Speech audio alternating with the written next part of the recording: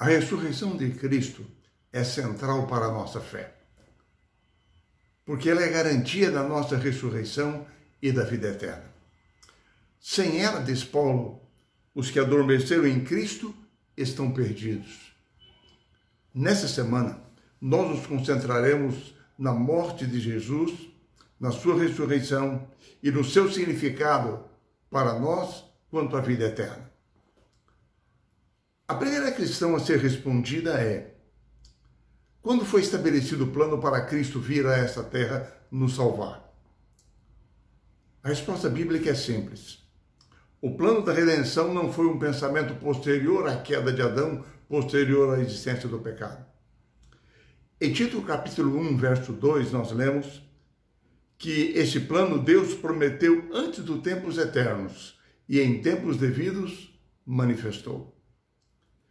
Em 1 Pedro capítulo 1, verso 19 e 20, Pedro diz que nós fomos resgatados pelo precioso sangue, como de cordeiro, sem defeito e sem mácula, o sangue de Cristo, conhecido com efeito antes da fundação do mundo, porém manifestado no fim dos tempos por amor de vós. Em Apocalipse 13, 8, simbolicamente, Cristo é o cordeiro que foi morto antes da fundação do mundo. A segunda questão que nós precisamos responder é: quando o plano da redenção foi revelado ao ser humano? Em Gênesis 3,15, nós percebemos que ele foi revelado a Adão e Eva quando pecaram. Lá no Jardim do Éden, foi oferecido o sacrifício de um animal.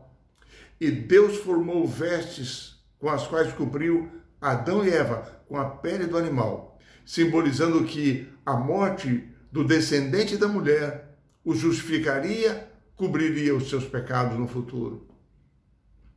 Cada sacrifício do Antigo Testamento apontava para a cruz de Cristo. No ritual do santuário, tudo apontava para o ministério de Jesus, como nosso intercessor, sua morte expiatória por nós, seu juízo em nosso favor no final. Tudo apontava para Jesus. Mas aí surge uma terceira questão. Por que Deus escolheu um método tão sangrento, a morte de animais, para poder manifestar a sua justiça? O objetivo de Deus era mostrar a malignidade do pecado. Porque o pecado nos afasta de Deus, que é a fonte da vida. Assim ele traz a morte como resultado.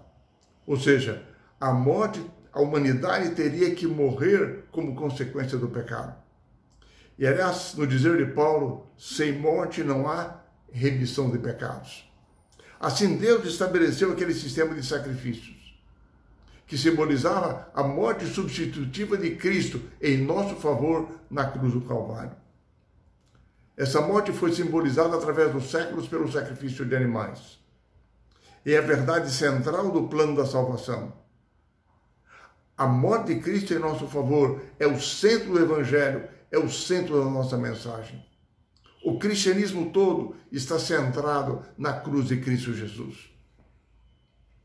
O Rei do Universo assumiu a natureza humana, viveu a vida justa e perfeita em nosso lugar, morreu em nosso lugar e ressuscitou como uma garantia da nossa ressurreição. No dizer da escritora Ellen G. White, o sacrifício de Cristo como expiação do pecado é a grande verdade em torno da qual se agrupam todas as outras verdades bíblicas. A fim de ser verdadeiramente compreendida e apreciada, toda a verdade da palavra de Deus, de Gênesis a Apocalipse, precisa ser estudada à luz que se reflete da cruz do Calvário. Essa compreensão quanto ao propósito da vinda de Cristo ao mundo era fundamental na experiência dos discípulos de Jesus. A Nicodemos, no início do seu ministério, Cristo já havia falado sobre o porquê da cruz. E, periodicamente, ele ia renovando aos seus discípulos a estratégia de que ele viera para viver, mas para sofrer, para morrer por eles, e ao terceiro dia ressuscitaria. E cada vez ele falava de modo mais explícito aos seus discípulos. Porém, eles não entendiam isso. E porque não entendiam, eles sofreram tanto quanto Jesus foi crucificado. eles possuíam uma falsa teologia quanto ao papel do Messias. A última coisa que eles esperavam é que o Messias morresse. Então, por mais que Jesus falasse, eles se entristeciam, mas temiam lhe perguntar. E assim eles viviam nesse processo de perplexidade, sem entender direito a missão de Cristo. E chegaram a reagir como Pedro, quando disse: tem compaixão de ti, Senhor. Isso de modo algum te acontecerá. Mas Jesus disse-lhes que ele viera para viver e para morrer por eles. E assim ele reagiu. Arreda Satanás. Não cogitas das coisas de Deus, e sim das dos homens. Cada passo que Jesus dava o aproximava mais da cruz. E por fim ele lhes disse que era necessário subir a Jerusalém para ali sofrer, morrer e ser ressuscitado ao terceiro dia. Eles não deram muita atenção, não compreenderam direito, porque eles estavam fixados na glória terrena do reinado do Messias. E assim, quando chegou aquele momento que Cristo estava na cruz, ele foi zombado por todos, anjos do mal tentavam vencê-lo, os discípulos perplexos fugiram, e ali estava Jesus. Ele poderia ter até descido da cruz e salvado-se a si mesmo. Mas por que ele não desceu da cruz? Por que ele não salvou a si mesmo? Porque primeiro, a sua vinda a esse mundo tinha um propósito. Ele viera por um amor incondicional para com os pecadores, inclusive para com aqueles que estavam ali o crucificando. Jesus viera para revelar o caráter e o amor de Deus para com a humanidade pecadora. Esse foi o grande motivo. Ele mostrou ao universo qual era o caráter de Satanás e qual era o caráter de Deus. E ele provou a justiça de Deus com amor e graça. Quando ele proclamou: está consumado. O seu sacrifício determinou a vitória de Deus sobre os ardis do inimigo no grande conflito cósmico entre Cristo e Satanás. Todo o céu triunfou com a vitória do Salvador. Em sua humilhação, Jesus conquistou uma gloriosa vitória em meu e em seu lugar. Por isso, ele não desceu da cruz. Mas há um ponto muito importante na morte de Jesus. Em Romanos 6:23, o apóstolo Paulo diz: porque o salário do pecado é a morte, mas o dom gratuito de Deus é a vida eterna em Cristo Jesus, o nosso Senhor. Como é que isso se tornou possível? Cristo se ofereceu voluntariamente em nosso lugar, como sacrifício pelos nossos pecados. É interessante que João Batista já reconheceu em Jesus o Cordeiro de Deus que tira o pecado do mundo, aquele para o qual apontavam todos os rituais do Antigo Testamento. Porque o sacrifício de animais não podia tirar pecados. Eles apenas ofereciam perdão condicionado ao futuro sacrifício que Jesus faria um dia na cruz do Calvário. Jesus veio para justificar o pecador, garantindo para ele a vida eterna. Por isso, em São João 3,16, nós lemos: porque Deus amou o mundo de tal maneira que deu o seu Filho unigênito, para que todo aquele que nele crê não pereça, mas tenha a vida eterna. Foi na cruz que o infinito amor de Cristo e o egoísmo sem medida de Satanás se encontraram face a face. Enquanto Cristo se oferecia humildemente como um resgate, o inimigo apenas lhe causava sofrimento e agonia. É importante sabermos que a morte natural que o ser humano experimenta é o resultado do pecado. E por fim ele experimentará a segunda morte, a morte eterna. Mas Cristo não devia morrer porque ele não tinha pecado. Assim, Cristo não enfrentou apenas a morte natural, como nós enfrentamos. Não.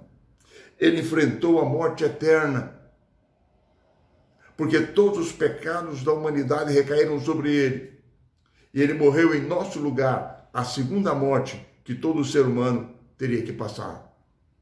Para que todo aquele que nele crê, todo aquele que o aceite, não experimente a morte eterna, mas viva para todo sempre. Em suma, por que a cruz? Por que a sua mensagem é tão importante? Nós relacionamos aqui alguns motivos. Primeiro, para revelar ao universo o caráter amoroso de Deus. Segundo, para derrotar Satanás em sua luta moral contra Deus, suas falsas acusações. Terceiro, como um antídoto contra futuras rebeliões no universo, porque agora o caráter de Deus, justo, amoroso e perfeito, estava provado. Quarto, para revelar a justiça de Deus contra o pecado.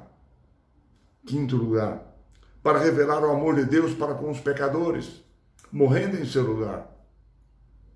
Sexto, para redimir a humanidade, livrando do domínio das consequências do pecado. Sétimo, o amor revelado na cruz é a fonte de todo o poder para quebrar as cadeias do pecado e libertar o pecador. E mais ainda, em oitavo lugar, a cruz foi necessária para que, pago o preço do pecado, houvesse a ressurreição, a vitória sobre a morte, a vitória sobre os resultados do pecado. Assim, é que crer na cruz e na ressurreição é a nossa única esperança de vida eterna. Enfim, pesados amigos, a pregação da cruz pode ser uma loucura para a sabedoria humana, para aqueles que não creem. Porém, nós lemos um verso para memorizar dessa semana o seguinte: e assim como Moisés levantou a serpente no deserto, assim também é necessário que o Filho do Homem seja levantado, para que todo o que nele crê tenha a vida eterna. Que você e eu aprendamos a ciência da cruz. Se torne ela o objeto do nosso estudo e da nossa meditação, a fim de que juntos possamos obter poder, graça, força na vitória que Jesus conseguiu em nosso lugar na cruz do Calvário, para termos direito também à ressurreição e à vida eterna em Cristo Jesus. Que Deus encha o nosso coração com essa certeza e com essa extraordinária esperança.